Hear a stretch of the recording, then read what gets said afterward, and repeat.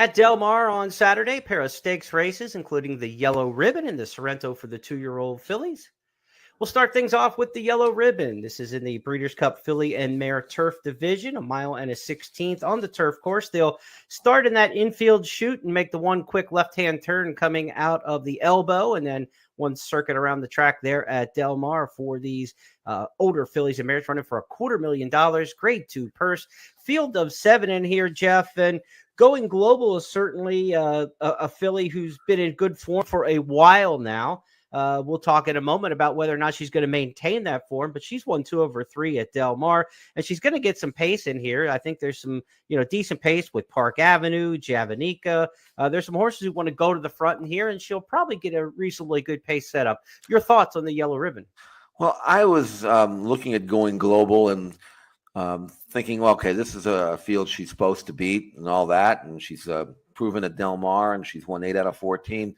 This was the work we had at Del Mar, and she's actually working inside Burgoo Alley, who is also in this race. She's part of that 2-horse team chasing the one in the front. And you can see her. She's not being asked at all, but neither is Burgoo Alley. I didn't see there was much difference in the two here. They kind of finish heads apart, both under a nice hole. Burgoo Alley is going to go to the outside of that front horse. Going Global is going to dive to the rail, and they're both finishing out really well. So I think Burgoo Alley has always been a good workhorse, but Going Global's resume is much better.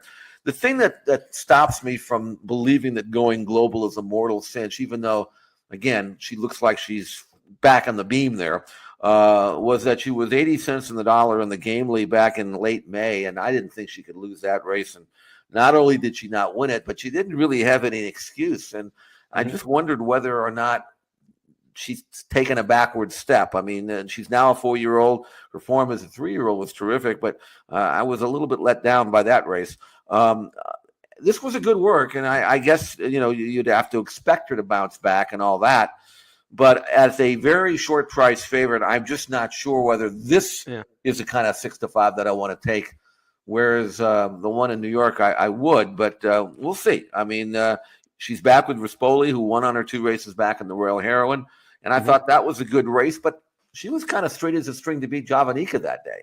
She didn't do it like I thought she was going to do it, like under wraps. So I don't know. This race isn't quite the slam dunk that I think on paper that it may look like. And that, she's good enough that she's probably going to win again.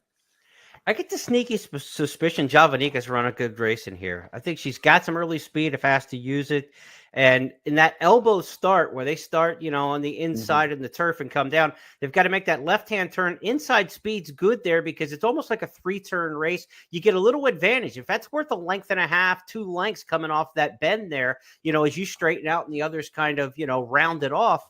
That can be useful to her. So I like that. I don't think Avenue de France and the 1 hole or the 2 Going Global has any speed. So Javanica is the fastest from the inside, from the 3 hole. I think she gets to square that off coming off that elbow, and that's worth 1.5, 2 lengths. And maybe, just maybe, this is her race. I would like her a lot more if Park Avenue wasn't in the field, because Park Avenue's got really good speed. So that's somebody who's going to push her to get the mile on the 16th. But Javanica, if Park Avenue doesn't break, or heaven forbid something happens and Park Avenue has to scratch, that would really move Javanica up. But I like her chances in here. I think she's going to run a sneaky good race, and she was the beaten favorite last time in an allowance. I mean, her form doesn't scream wake up, but I just think situationally this could be a spot where she wakes up.